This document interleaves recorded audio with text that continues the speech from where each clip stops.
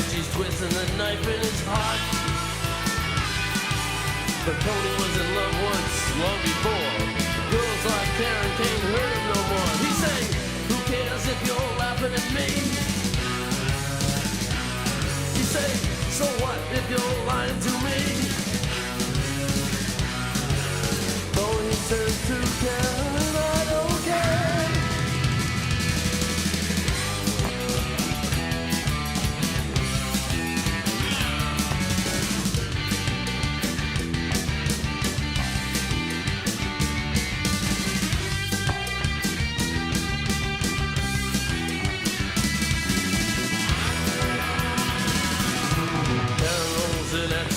But Tony ain't there.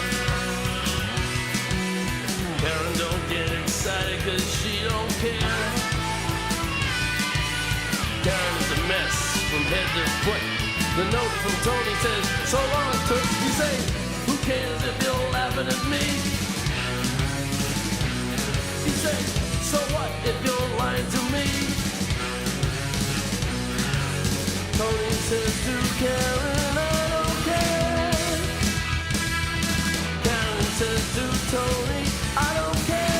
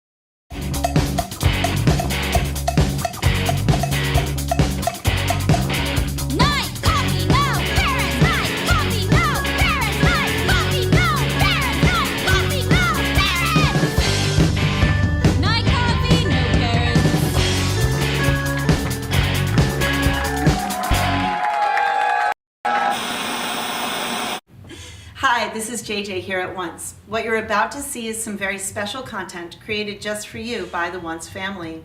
Art and community are our priorities here at Once. We'd rather be with you in person, but what we can do right now is create virtual experiences for us to all enjoy together.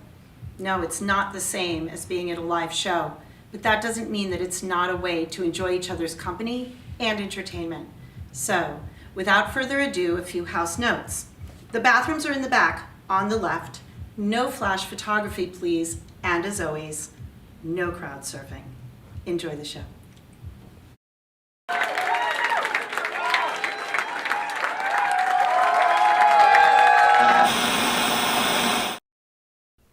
Hi everyone, welcome to the Presto Records Relaunch Show here on Once Virtual Venue.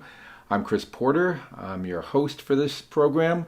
I'm also the founder and owner of the Presto Records label, a label that started a long time ago, what can I say, in 1989 when I was a young lad and with a great entrepreneurial spirit, and ran that label for about 4 years. At which time I started focusing more on the live side of the music industry, working at various nightclubs, rock venues, and then eventually festivals and bigger concerts for many years. But it's been in the back of my mind, particularly over the last 5-6 years, to re-release this material digitally at least. It saddened me that most of it was not available anywhere, not even odd videos on YouTube. There was very little of it.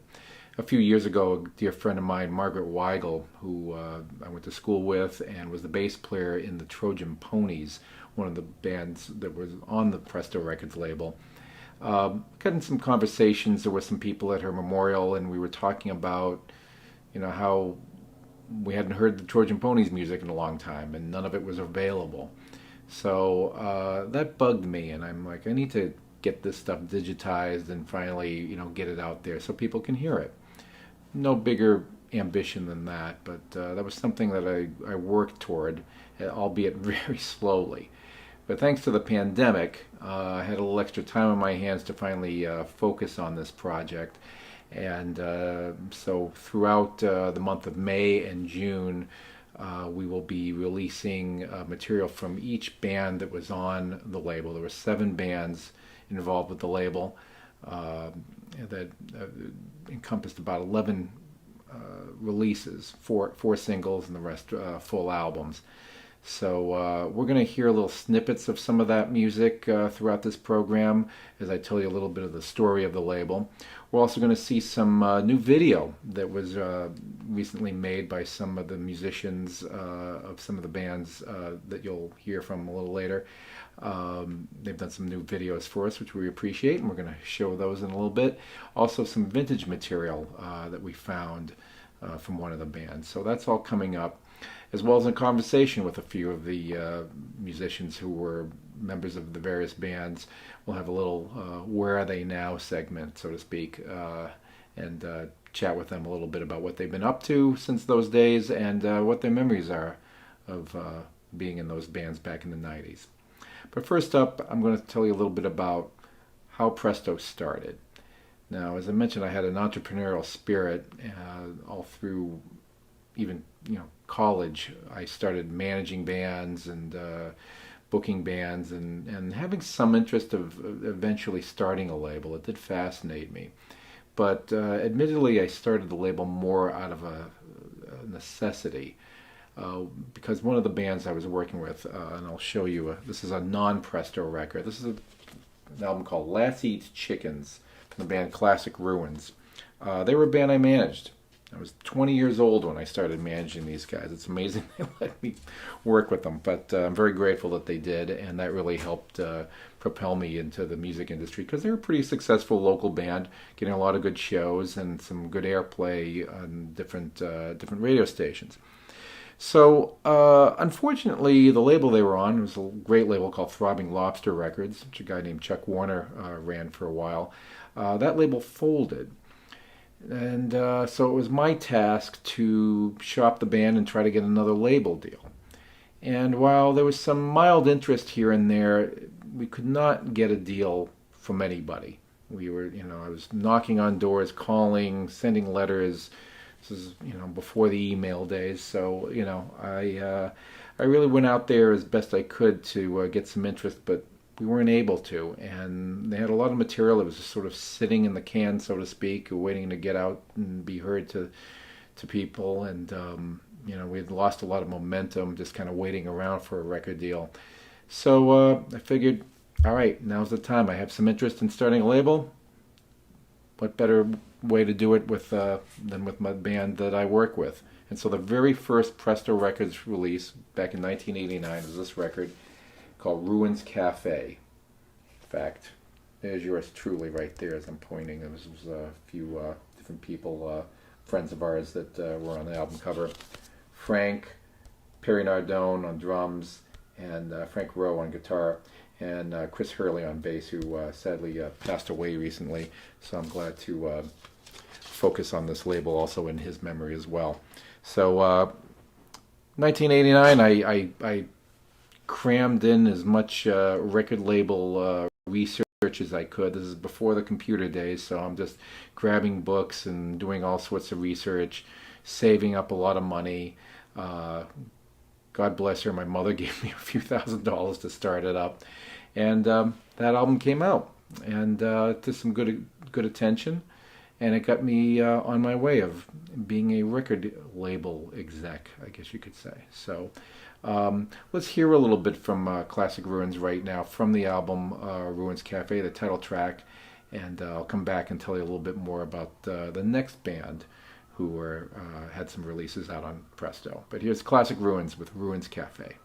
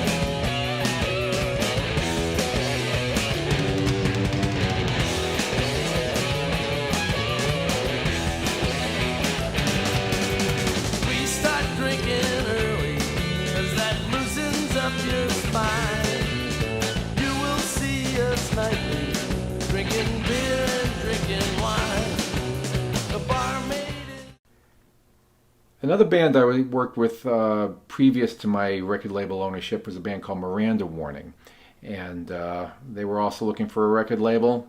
I started a record label, so it all made sense for us to work together on that. And therefore, they actually had 3 releases out on Presto, the most of any band. And their very first one was called "It's All Part of Growing Up," which featured Adam Bach right here was the leader of the band and was with the band throughout its history. It's a guy named Doug Tracton, who was a member of the Lemonheads for a little while, and he was also in Miranda Warning for a short time. He was on this first album. And Ben Robinson was a guy I went to school with and connected with Adam and eventually joined the band. So Miranda Warning, big fans of the Replacements, and you can probably hear that in the music, and a lot of the sort of power pop bands from back in the day.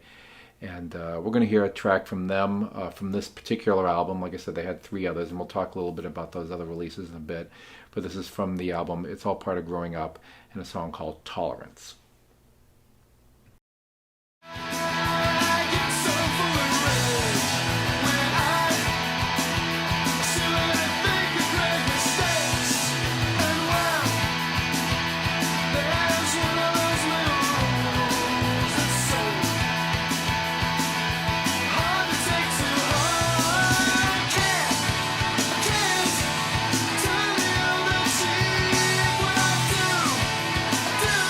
But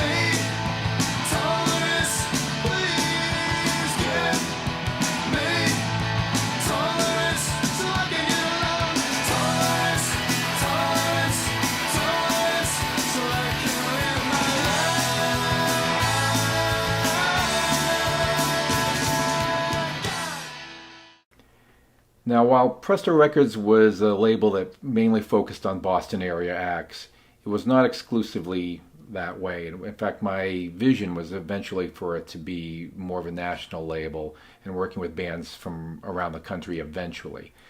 Only had a chance to do that one time, and if it had to be one time, I'm glad it was this band.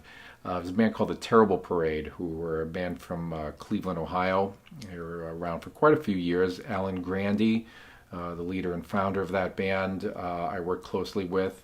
We put out, this was our third release, called Where Were You When the Lights Went Out. This actually came out, this was my first CD. It actually came out on CD and record. How I got turned on to this band is from my college radio days. I was a DJ on WJUL in Lowell. And in 1985, a label called After Hours Records put out a record from the Terrible Parade, which I loved. I played it a lot on my show. And I was really impressed by that band.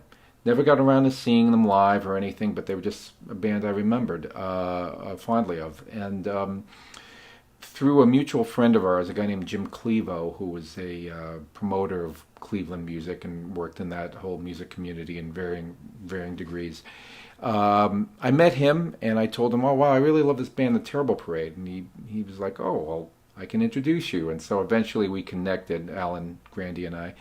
And he had he was the same thing with like Classic Ruins and Miranda Warning. He had a lot of material recorded, no label to put it out, and so one thing led to another, and we put this record out, which I was very proud of, am very proud of still.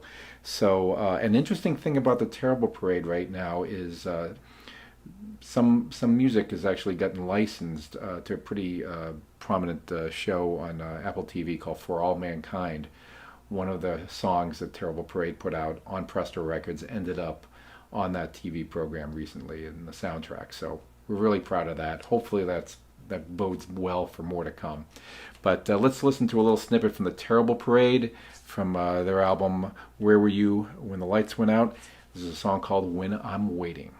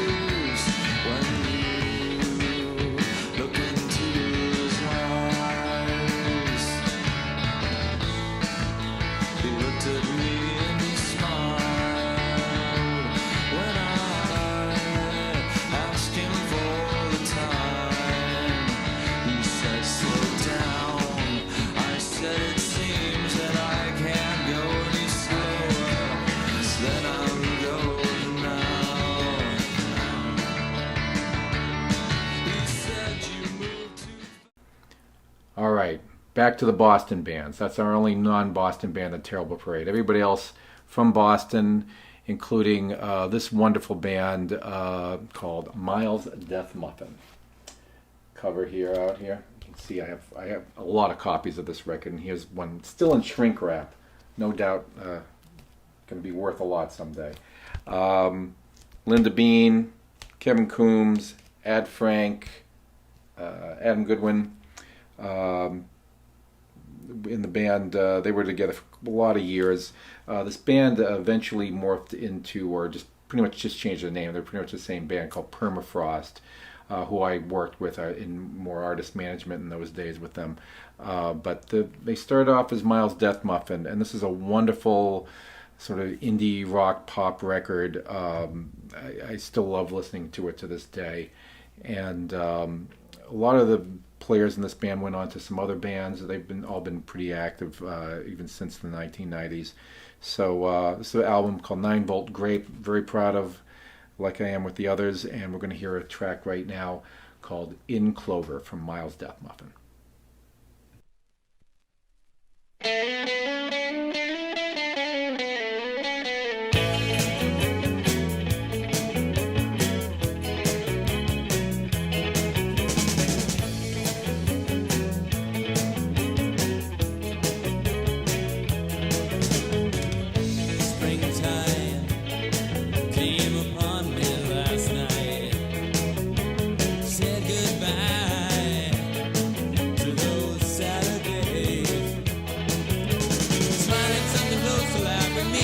springtime happens.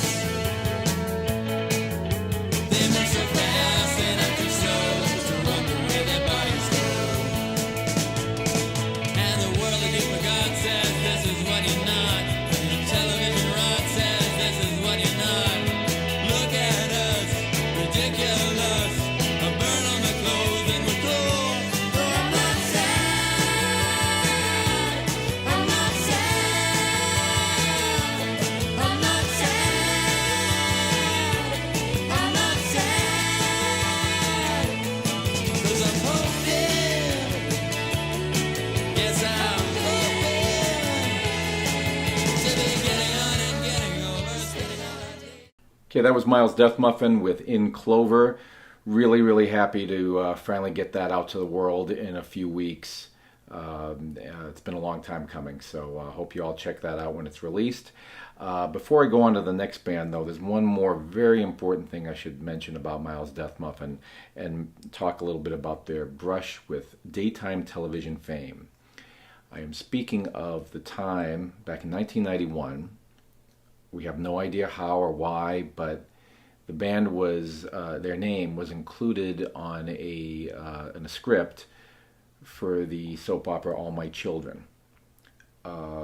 It was, well, that's if that's not significant enough, it's also incredibly significant of the young lady, the young budding actress, who was a soap opera star, rising soap opera star at the time, who ended up becoming way more mega famous in the coming years. So I'll share with you in a moment who that is. But unfortunately, I don't have a very good video of it. Quality-wise, it's not very good. And I also don't want ABC television coming after me for posting it online. But I do have a audio of it, which will give you a good idea of what the scene was. So here's the scene.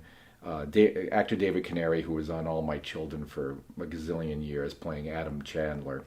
And he's speaking with his, I don't know, his niece. I forget exactly what her whole role was. I think it was a niece named Haley, and she was a bit of a punker hipster at the time. This was pretty early on. She was a new actress on the show, and it turns out she's a Miles Dethmuffen fan. And so listen to this, and you'll see what I mean. By the way, this is not Miles Dethmuffen music. I'm pretty sure it's the Hoodoo Brewers.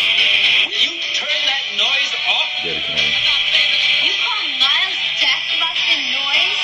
You are prehistoric. Turn it down. Down. What a crabby guy. If you would just listen to this band for a minute, you would grow to love them. Of course. Turn that down or I'm going to throw it out the window. Thank you for Dramatic. Who knows what?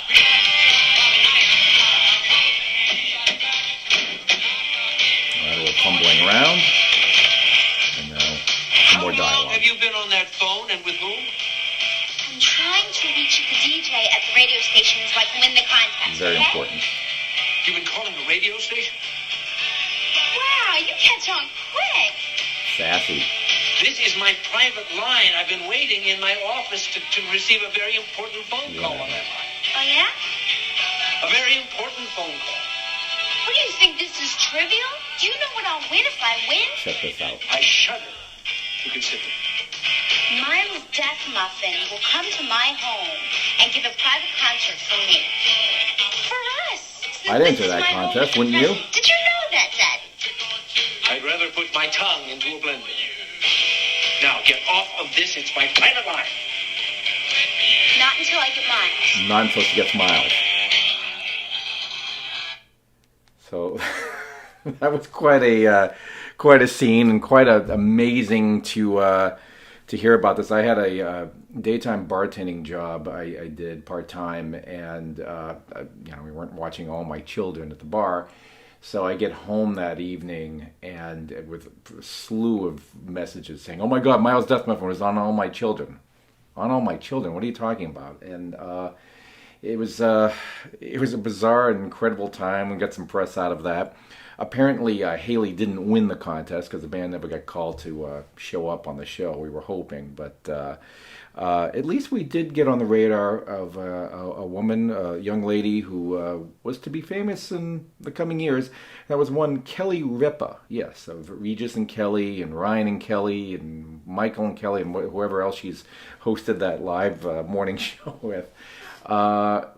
That was Kelly in her younger days as a soap opera actress. And it was interesting, a few months later, maybe a year later, I can't remember exactly when, but I caught wind of Kelly doing sort of an autograph meet and greet at a local mall. So I dropped everything I could that day and went over to that mall to see if I can find out what's the mystery of Miles Dethmuffen on All My Children, if she knew anything about it. So I got in line there, and I eventually met Kelly. She was super cool, and signed some autographs for the band and me. And she didn't really know the backstory of it. She knew it when I said Miles Dethmuffen. She knew exactly who I was talking about. She's like, "Oh yeah, she had Miles Dethmuffen written on all of her high school notebooks on the show." So she got it. She knew the name, but she didn't know why we got name checked and not some other band. But anyway, it was a thrill, and we have bragging rights. What other Boston bands got mentioned on All My Children? I'll tell you, none others, just Miles Dethmuffen. So there you go. So that's the story there. All right, next band on the Presto Records catalog, on the Presto Records release date. It was released in late 1990, I believe. It was the fifth release on the label. And this band's second album was the only time I got a chance to work with them. Great guys. They were called the Visigoths, and they had an album called Full Treatment. Like I said, it was their second album. Only time we got to work together. What can I say about these guys other than, they were just a great straight-ahead three-piece rock band, kind of a little bit of a punk garage rock influence. And not much else I could say. I mean, they played around Boston for quite a few years, did a little bit of touring, and also importantly, I'll mention is I've lost touch with these guys. So if any of you are watching, are in touch with Neil Moynihan, aka Buck Cherry, Jimmy DeSimone, or Dennis Burke, send them my way. I'd love to let these guys know that this is getting re-released digitally, and and get back in touch with those guys. I miss them. But anyway, we'll check out one of their songs, a snippet of one of their songs. This is called "Laughing at Me" from the Visigoths album "Full Treatment."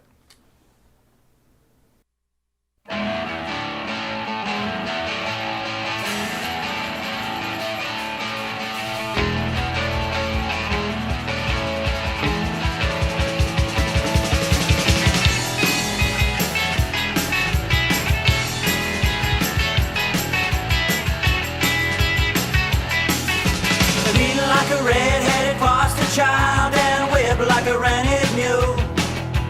This is the circus and we are the clowns. You just gotta find the fools. You've been pistol whipped on the 11th floor and balled out by your boss. But we made $20 last night, but that doesn't cover costs. You're damned if you do, you're damned if you don't. You can if you want, you can't if you won't. Okay, the Visigoths right there, and Laughing at Me, a good little rockin' tune. The whole album's full of that good old spirit, and we'll be looking forward to releasing that in a few weeks. Let's see. The next up, I'm just kind of going in chronological order here. In 1991, we only had one album release. This is Miranda Warning's second album that came out, called Your Life is Excellent Now. Your Life is Excellent Now, which I think was something that Ben Robinson, the bassist, often would say. I think that's where we got the name of the album. Anyway, that was a 12-song album, and we'll be releasing that when we release we'll be releasing on our second week of releases all of the Miranda Warning material. So it's all part of Growing Up, this album, and their third album, which I'll come to in a moment. Also, that same year, in early 1992, the second release from the Terrible Parade. It was a two-song single, Ed McMahon Says and Telephone Man. Two really great songs that didn't make it on the earlier album, but they had these songs recorded, and we released that in early of 1992. And now next, okay, so two more acts to mention who I haven't mentioned earlier. Next up was another set. We kind of had a slew in 1992 of just singles we put out, just 2 to 3 song 7 inches. So this is a 3 song 7 inch from the band Evol Twin. A band to me was very underrated in Boston. I thought this single, or this 3 song record, was really brilliant. It featured Glenn Brown on bass, Fran Gonzalez on guitar, and Mike Cortison on drums.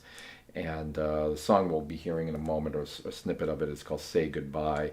I thought it was a really catchy song. They played around Boston for a few years, also had a second single out after this on another label. And and then just like a lot of bands just sort of disappeared late after that. But let's check out a little snippet of this. Again, Evol Twin, not Evil, Evol, like love backwards, Twin. And their song Say Goodbye.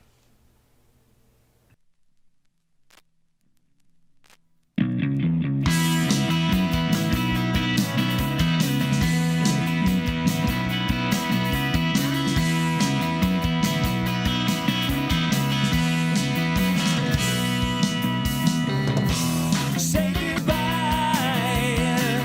It's a monkey's jungle hideaway with the sounds of hell here. With the crowds of nothing but today. The flowers you used to wear. My hands run through your hair. It's a morning passage. Say goodbye, goodbye, goodbye. It's a morning passage. Say goodbye, goodbye, goodbye.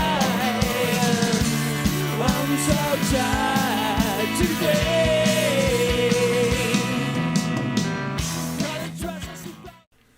Okay, next up is a band called the Trojan Ponies. It was another single put out.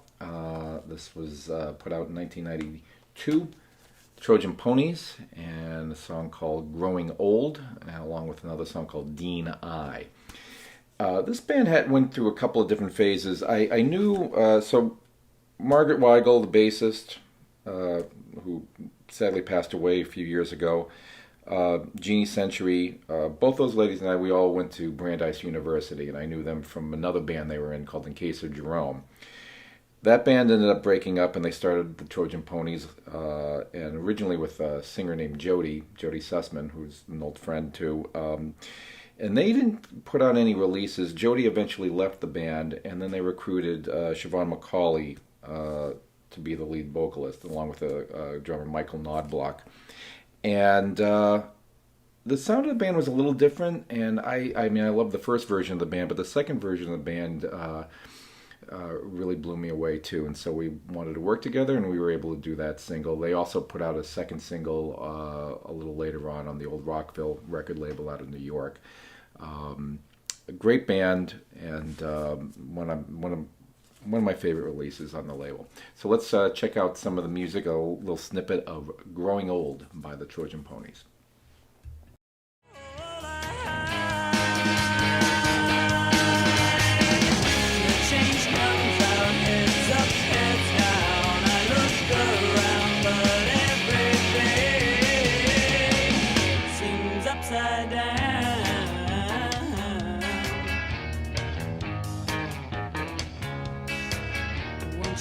Look up from your spoon and drink. The coffee's cold, you stare and think. Are you there yet? Have you turned cold? A cigarette, no more regrets. Till you turn old.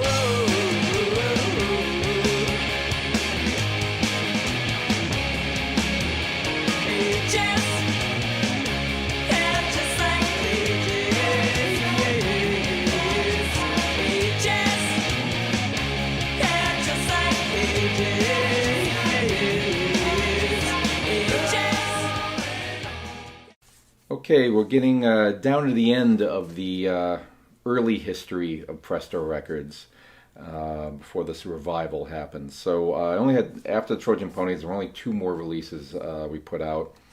One was another single. Like I said, there were 4 singles in a row we put out. This was another record by Miles Dethmuffen, 2-song single, Mouth of Hell and Painting the Bridge. We'll be releasing this on the same week that we release, when we release 9-Volt Grape. And so that came out in late 92. And then in 1993, the final release for both Miranda Warning and the label, it was called 12-Speed Pop Blender. Great 12-song CD. And at this point, Adam Bach, Mark Bruckner, and Tom Evans made up the band, 3-piece, and great record. And that'll be released sometime soon. So you may be wondering, why did the label stop? The label stopped. I never had any official day where I was like, okay, the label's going to close. I just stopped releasing things, mainly because I got so busy putting shows together at clubs. I was working at different venues, Bunratty's over in Alston, and then in '93 I started working at the Middle East Club, and that took up even more time. Also doing band management. Miles Dethmuffen was morphing into another name called Permafrost, and we were starting to work with other labels for them. So it got to a point where there's only 24 hours in a day, and something had to give. And so I sort of set the label aside, not knowing whether I'd ever pick it up again or not, but it just wasn't a focus. So whatever it's been, 27 years later, now I finally pick it up again. It was the time that was meant to be limited. But it's great now in our digital age. These things can be put out and revived and brought out to the world via Spotify, YouTube, Bandcamp, and maybe some other outlets. We'll see. We're also hoping to have a lot of this material eventually licensed for potential TV shows. Who knows? Maybe I can pitch Kelly Ripa again. You never know. We actually, the Terrible Parade recently had a song featured on For All Mankind. So, the possibility is there. So that's what we're going for. The releases will start on May 5th. We'll start with Classic Ruins, releasing that, and then every week, after that, through late June, putting out releases from each band. So for week number 1, Classic Ruins, week number 2, Miranda Warning. Next it'll be the Terrible Parade, Miles Dethmuffen, the Visigoths, and Evol Twin, and then the Trojan Ponies. So you have a number of songs to look for each week from Presto. Eventually, we also do have some back catalog, so eventually we do hope to make available some hard copies of the old vinyl and CDs, and even a few cassettes. First couple of releases came out had cassettes out too, so I have a little bit left on that for those of you who have kept your cassette machines all these years. So that's all coming up. Also coming up, what I'm really looking forward to is having a great conversation with some of the members of the various bands. We're going to have a sort of where are they now chat, and see what they've been up to in all these years, and also, their memories of the 1990s and when they were in those bands. So we'll have some conversation with a number of people in a little while. And then also coming up next, though, we're going to show you some newly made videos. We're very appreciative of Miranda Warning and Miles Dethmuffen getting back together and going back to their old catalog and making some videos of the material here. So check this out, and we'll be right back after that with some interesting conversation. Where are they now? Portion of our show. So check it out. Here's Miranda Warning starting off.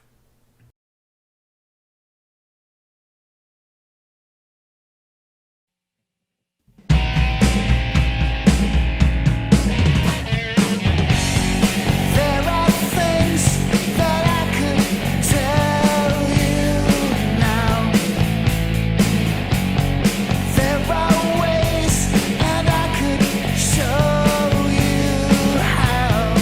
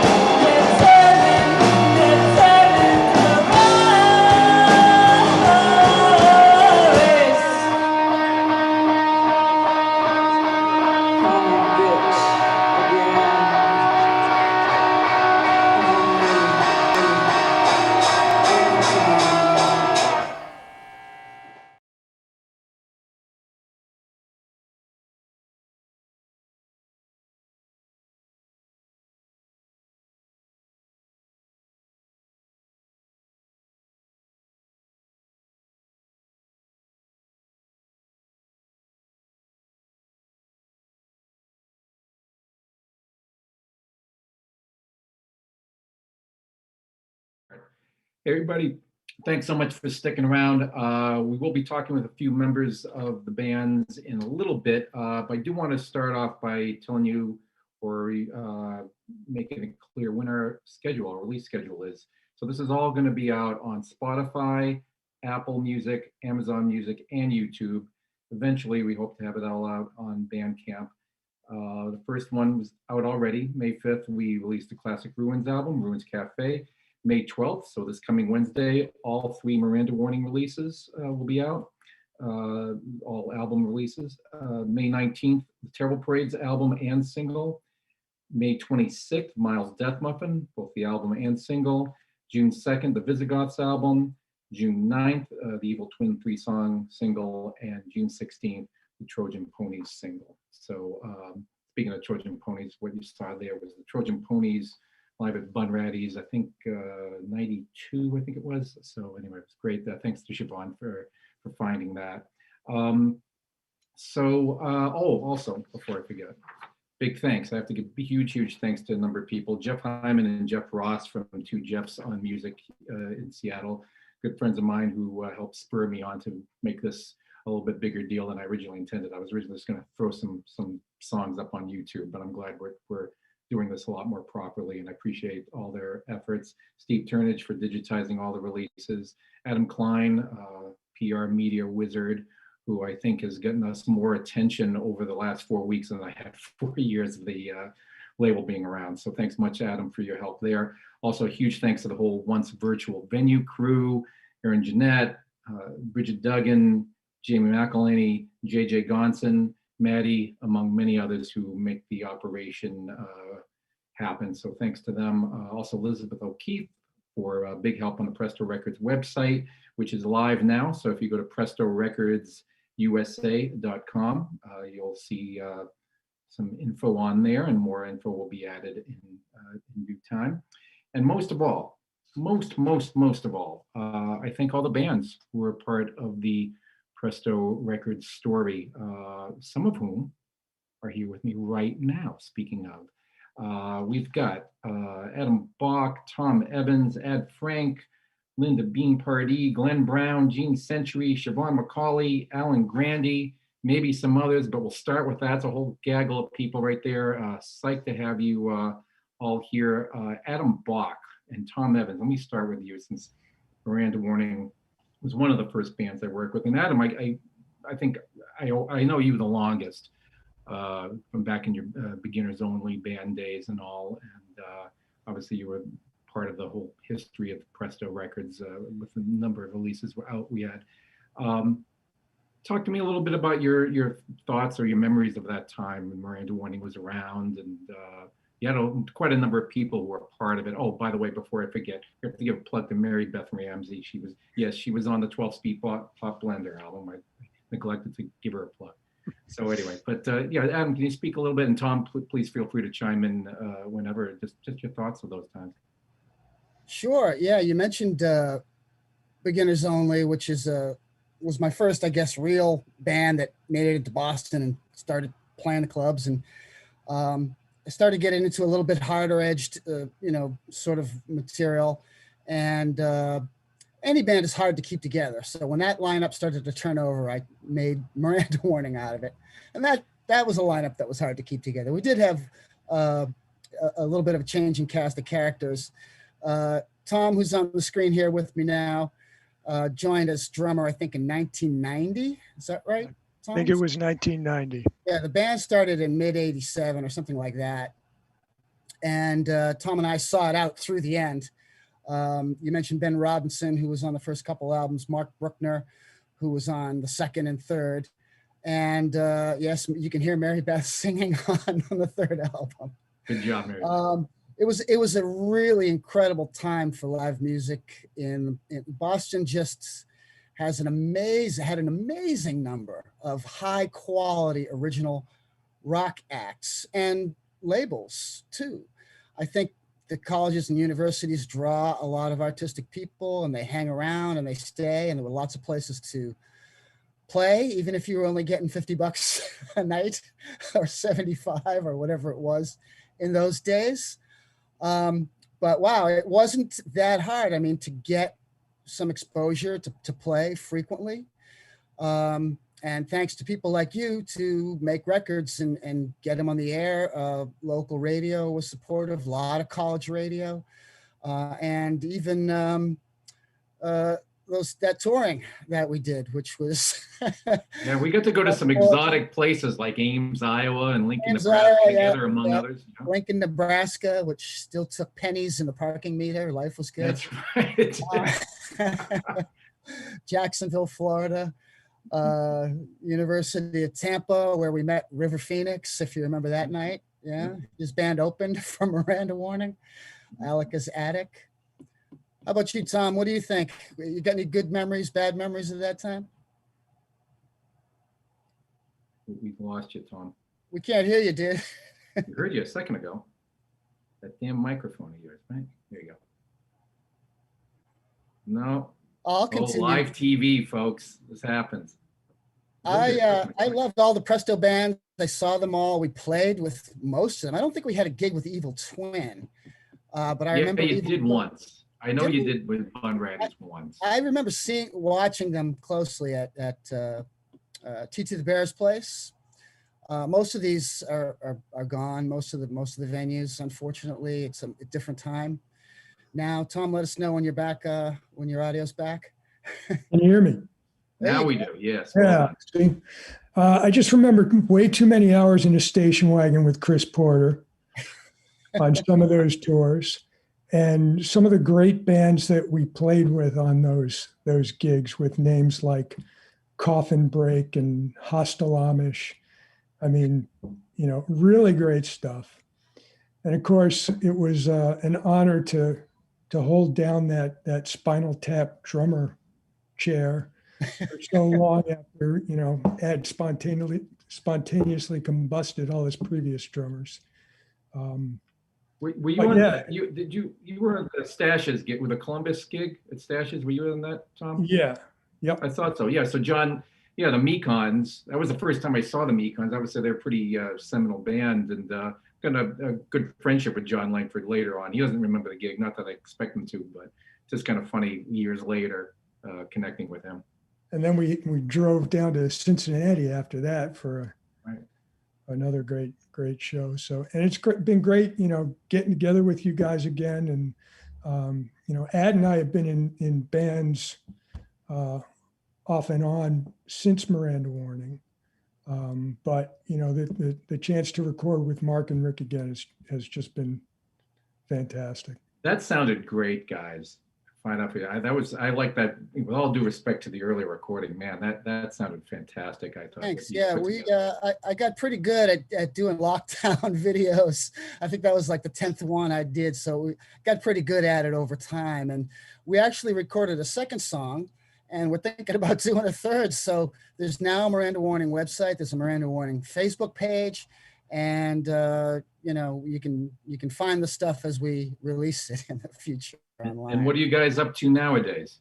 Where are you now?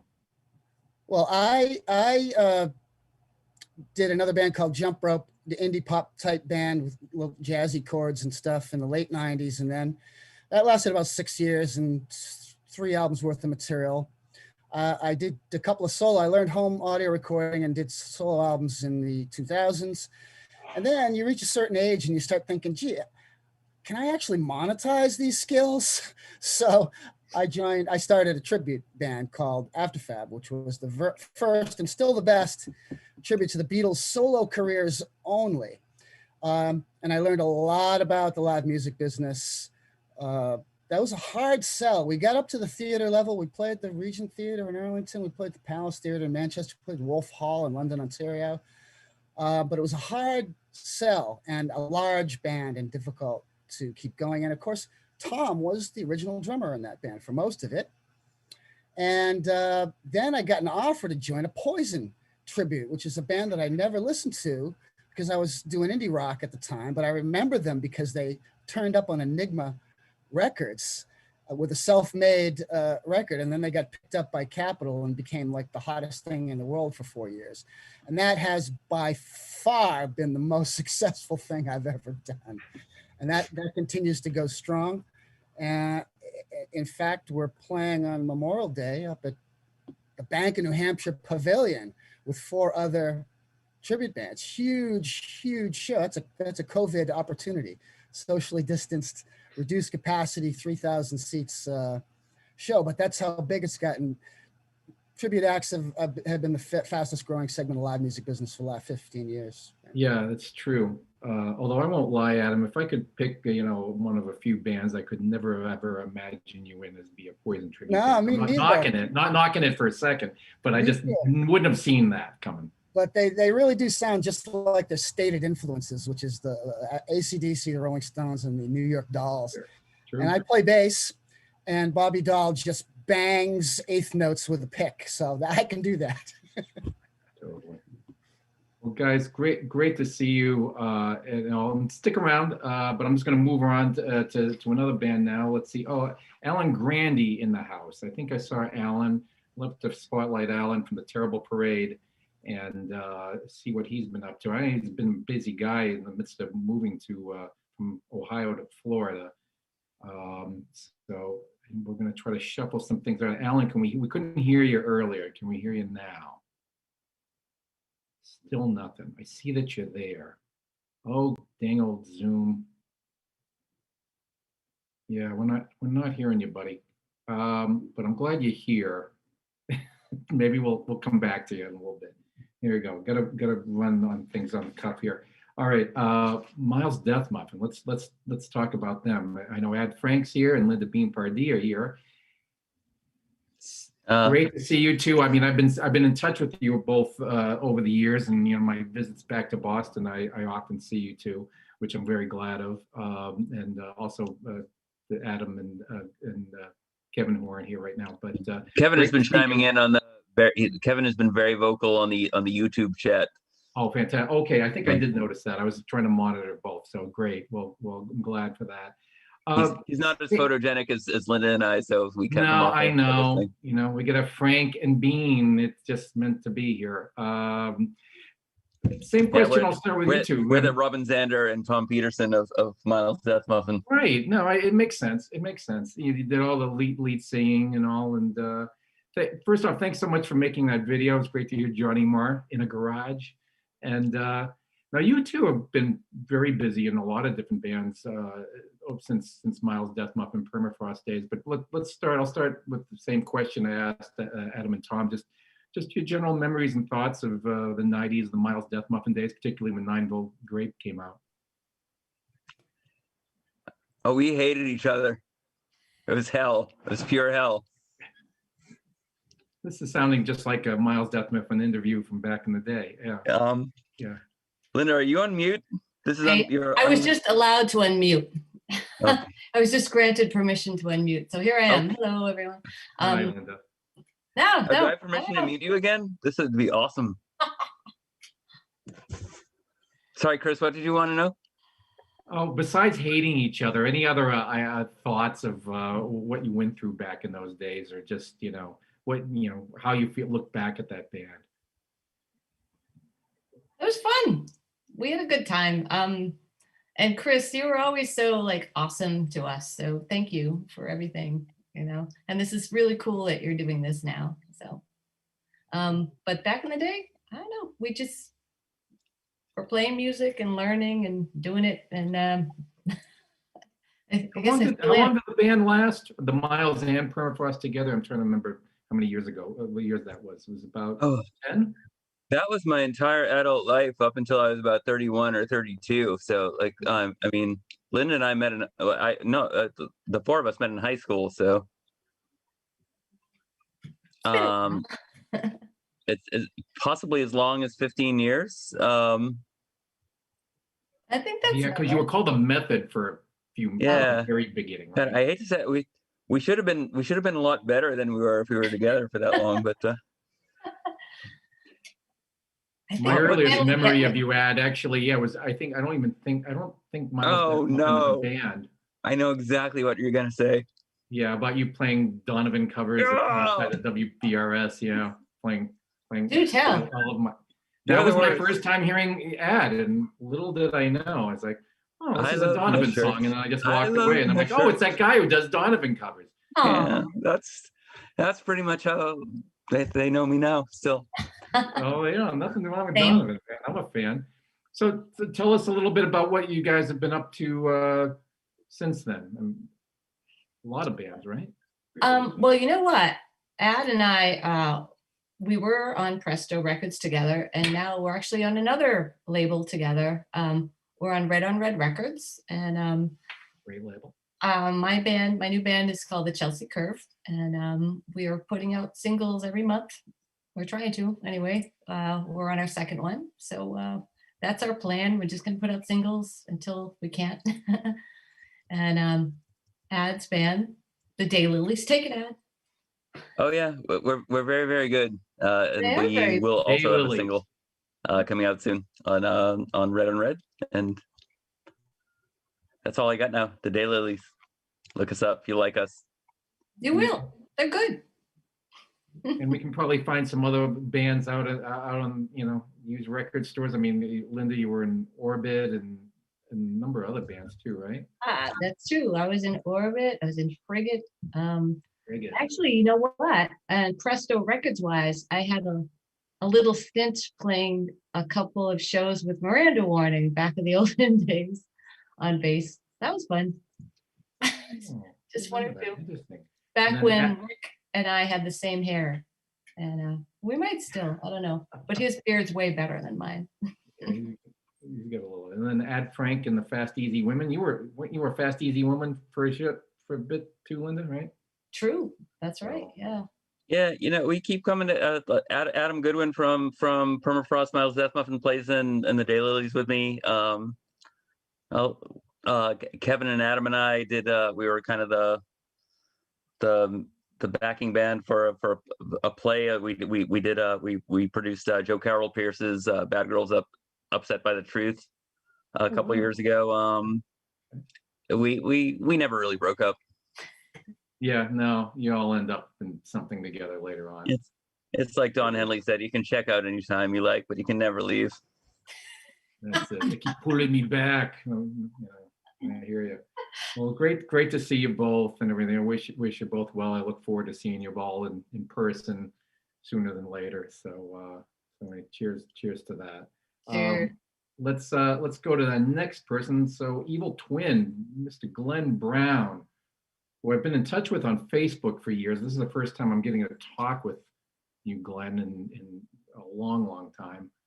I'm not even sure where you're based these days. So Glenn's on the Evol Twin box here. Calling Glenn Brown. Alan.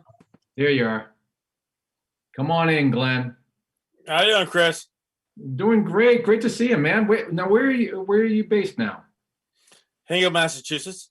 Hingham, Massachusetts. Okay, so you've been in the Boston area all this time. Oh yeah. And what happened with where are the other? We saw a clip, of course. Thanks for providing that for us. The 2014 during the WMBR Pipeline event that Bob Dubrow put together. So it was great to see it because I couldn't attend any of those. So it was great to see you guys. That was I take it the last time Evol Twin played? Yeah, that was the last time. Okay, and what's Fran and Mike up to? Are you still in touch with those guys? I was actually talking to Fran today. Fran is actually Clark Kent because he's actually a reporter and in Maine. Okay. So, and I think he's actually also a photographer in Maine. So he's a both. Okay. And Mike is still working the record label. He's working for Traffic Entertainment, I think. Okay. Yeah, I lost touch with Mike a while ago. Okay, well, give them both my best. How about yourself? I see plenty of guitars and things behind you. You still involved with music? Oh, this is my basement, my studio. Okay. And tell us what's your life been up to? Are you still playing a lot of music, or what are you up to these days? So After Evol Twin, I actually played cello on a bunch of records. Even one was Miles' Dethmuffen. I played on their Clutter album. And then I do remember that now. Okay. And then which is weird because I can't play cello. Yeah, you faked it all right. Well, if you have one, you can play it. Sure. I played on Tulips and that, and then I produced after Evol Twin. I produced a bunch of stuff. Kenny Chambers from the Moving Targets. Mm-hmm. Yeah, and Hullabaloo. Not Hullabaloo, sorry. Yeah. And I actually produced Hullabaloo. And 2 years ago I actually ended up on stage with Volta, which is kind of weird. Why not? Yeah, so great. So you're still doing music, yeah. How long did Evol Twin last? Well, it was kind of an inversion. We Fran and I started in college, and then we merged into like what we were doing after that, and then we came here, and then in Boston the music kind of changed. There was kind of a weird, like, you have to put a weird middle eight and everything, like a bum bum, beat it dum, dang dang, instead of a straight song. You might even know that. There was a whole Boston thing that there was a weird change in stuff. So how did you guys fit in all that? Oh, it was kind of weird. Okay. You know, one of my greatest memories, though, I remember a lot of great shows with you guys, but you also had these notoriously fun parties at your studio in Alston. It's funny seeing a lot of these people in conversation. I feel like these are all faces I'd see at an after-hours party over in Alston at your place. Well, I sent you some videos of that, like the Halloween party we had in Roxbury. You have those parties. Yeah. I don't know if I ever attended any of those, though. I may have, but I don't remember. Doesn't mean that I wasn't there, though. But I remember the ones in Alston a lot. Yeah, well, the Halloween party that I sent you was I think we call it the 5 keg party, because we only had 4 kegs, and the 5th keg was the one I found in Alston, and it was Mike's drum stool. And someone said, "Hey, we tapped the 5th keg," and I'm like, "Holy crap! We've had that for like 2 years." And we just hope people didn't die. Well, we were all young then, you know. We could kind of weather that stuff a little better. I don't want to drink it now. People were like, "Oh, that last keg was great. It tastes like cider." You know, aged process, and after 10 beers, it all sort of starts tasting the same. So I hear you on that. But yes, but yeah, I mean, you were at some of the you and Siobhan were like at some of the Evol Twin studio things, like looking at the crazy couches and looking at like, what the hell are you guys doing? Yeah, you guys had a great setup. It was great. Well, it was convenient too, because we're all coming from shows after Bunratty's or the Rat of the Middle East or something. So they were great times. Well, great seeing you, Glenn. Glenn, thanks so much for joining us. Stick around. But speaking of Siobhan, this is a great segue, because I'd love to get Siobhan McCauley and Jeannie Century, the Trojan Ponies, up to the stage here and talk to you ladies a little bit. Two of you who I've been in touch with for here and there, but I haven't gotten to see you for a while. Jeannie, you look great, live from Chicago, right? Yeah. And there's Siobhan, live from Gloucester. Yes, I'm a Gloucester girl now. Yep. Yeah, yeah. After being a city night owl for a long time out in the country. Yeah, it's a rough transition. Ladies, I was going to say this is great. I'm finishing this part with you because I said it, but I can't underline this point enough. That really the whole thing that spurred this on. I mean, it's kind of evolved into something a little bit bigger than I meant. But the last time I saw you in person, Jeannie, was at Margaret's memorial, Madge, as we also called her, and Siobhan, of course, I saw you there. And I can't remember who I had a conversation with, or maybe it just popped up in my head. But somebody said, "Oh yeah, I can't hear any of that music," or "I don't have that single anymore." And then I think maybe that night I went on my computer and looked on YouTube because there's always some random person putting stuff up. Like, no, there might have been, I don't know, some live thing. I think actually on the second single, somebody had put up one song from that single. No, and that was it. And I'm like, dang it. And then I wonder if any other Presto stuff is. And some like one side of one of the Terrible Parade albums was up. And then there was a lot of little live clips of different bands, but poor quality most of the time. And then that was it. I'm like, damn it, I got to change that. So we're both there. That was a moment, a tipping point. Although not enough of a tipping point because it took me 5 years to finally get this going. Things happen a little slow sometimes, but I remember that happened. So anyway, I just wanted to underline and stress that. But let's look at, I'll pose the same question to the others, just your thoughts of that time of the Trojan Ponies. How long did the Trojan Ponies last? I'm trying to remember. 5 years? Oh my God. Oh boy. Lifetime. Felt like a lifetime. In a good way. In a really good way. Yeah. You were having fun. I mean, I think it was about 4 years, but Siobhan wasn't with us that whole time. I was going through my Trojan Pony scrapbooks today, and I was, I just want to share my favorite quote that any of us ever said when interviewed. And this was Siobhan. I was drinking heavily at the time. That's my only defense. She said, someone asked us why all of our songs were about hating men, says Macaulay dryly. But very few of them were about hating men. They're about hating everybody. Man. Oh, you punk. What a punk, Macaulay. Oh, Siobhan, you brought all of the, Anyway. Thanks. I loved everybody. We all did. It was a great, we were texting, Siobhan and I, and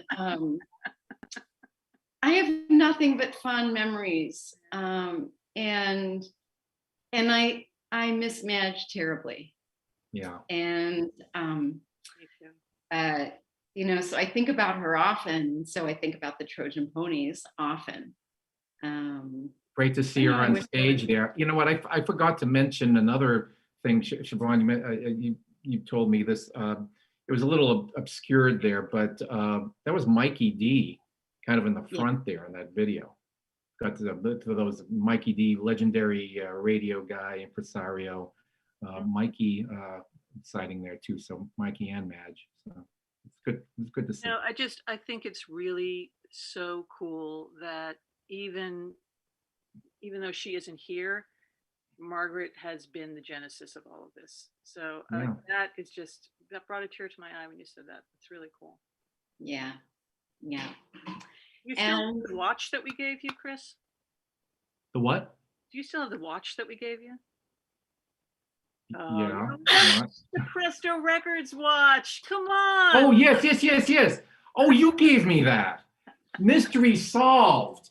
Because we all have our little junk drawers, right? And I've got this thing of tons of watches. I don't throw anything out, not of watches. And I'm like, Presto, did I actually make this for myself? Where the hell did I get this made? It was from you. So you put it in your junk drawer? Is that what you're telling me?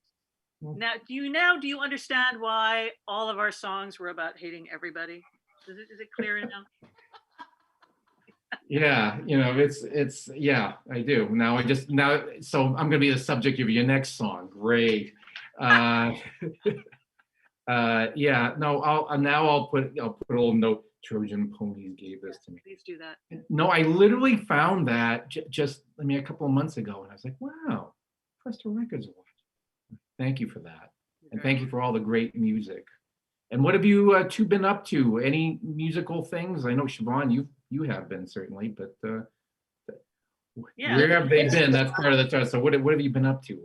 So after Trojan Ponies disbanded, and I just want to say here and now, and Jeannie and I made up, and Margaret and I made up, and I was just such a stupid,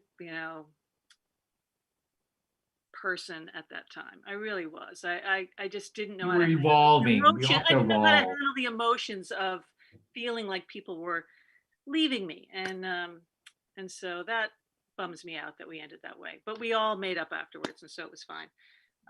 But after Trojan Ponies, I formed Serum, which is a trio, and Jason Dumont, the drummer from Trojan Ponies, came with me, and Tristram Lozaw played bass.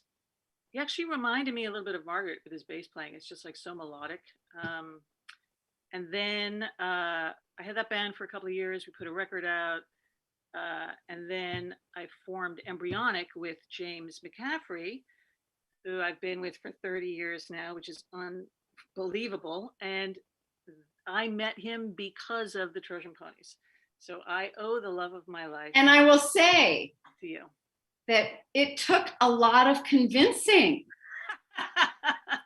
We were like, Siobhan, he is the nicest guy. I know. What can I say? Anyway, we put a record out. We got some stuff licensed with MTV. And it was sort of like electronic rock stuff. But now we have the new iteration is called Land of Ghosts. Got Danny Lee on drums from Schema, who my brother Peter used to play in Schema, so it's kind of nice that that's coming full circle. And then Trick Wallace on bass, who is one of the most amazing songwriters, musicians in Boston, doesn't get enough credit. And he actually has a new record coming out, Trick Wallace Trio, coming out pretty shortly, that Jay produced, which is phenomenal.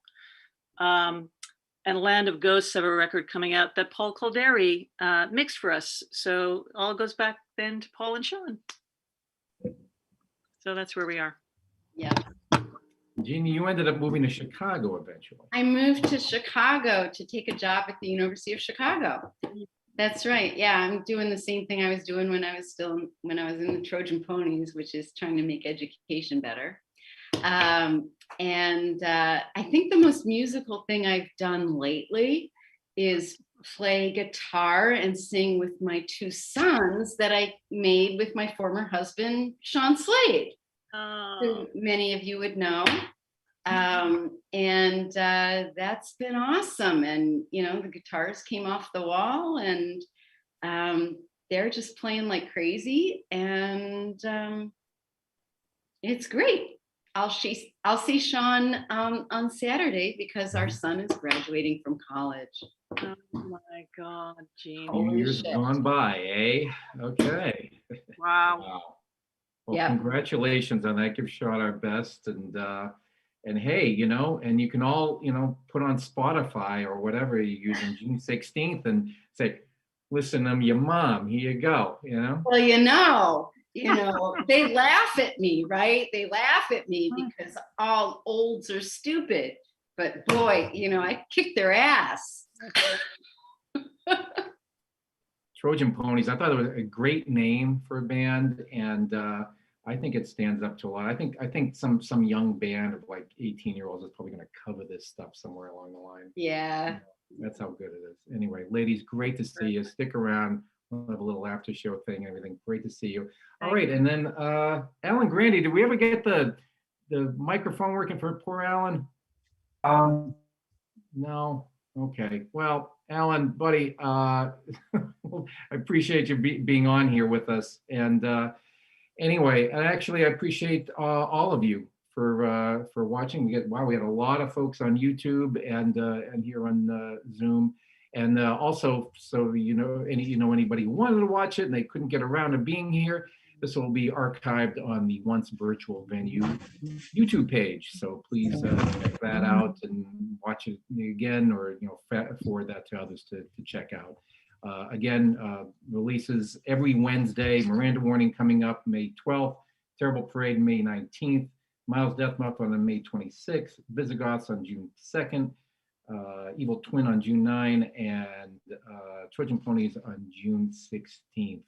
And then I also should mention that, though this is going to take a long time, I did mention that I probably shouldn't have said a lot, but I have a few copies, hard copies from back in the day of all of these releases, and we are going to make some of the vinyl and CDs available to the public probably later in the year. So keep an eye out for that. Thanks again for watching the Presto Records Relaunch Show. Again, my name is Chris Porter, and be well and listen to our music. Cheers.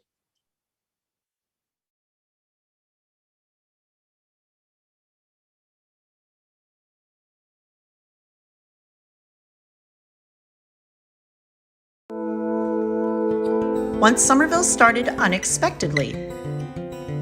In 2014, my locavore catering company, Cuisine en Locale, rented an old event space with a kitchen. It was early in winter. We discovered by accident that our ballroom and lounge both have great sound, and we started booking pop-up performances. One-night creative events, aka Once.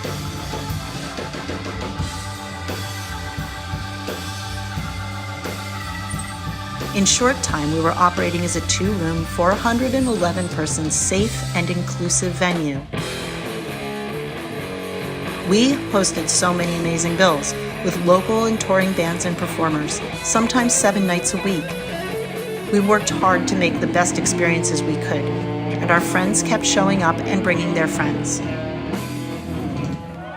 COVID closed our doors on March 12, 2020. Once Somerville, the physical space we all love, went dark. In May, we started a Once virtual venue, streaming performances to stay close to our community until we could be open again. We've hosted premieres, listening parties, dance nights, interviews, and variety shows. We're down, but damn it, we are not out. We're going to do whatever we can to continue to produce shows through our Once virtual venue, the OVV. With your patronage, we can continue to produce our special programming with the goal of paying artists and staff and helping us all to bridge this transition together. We would love any support you can offer. A like and a share of our OVV YouTube channel. Buying something from Shopperville, our virtual merch booth. Make a gift through Venmo or PayPal, or best of all, subscribe to one of our Patreon membership levels. We're offering special content and access, discounts, and merch items. Mostly, right now, we're asking you to join us and stay with us on this journey. We miss you, and you rock.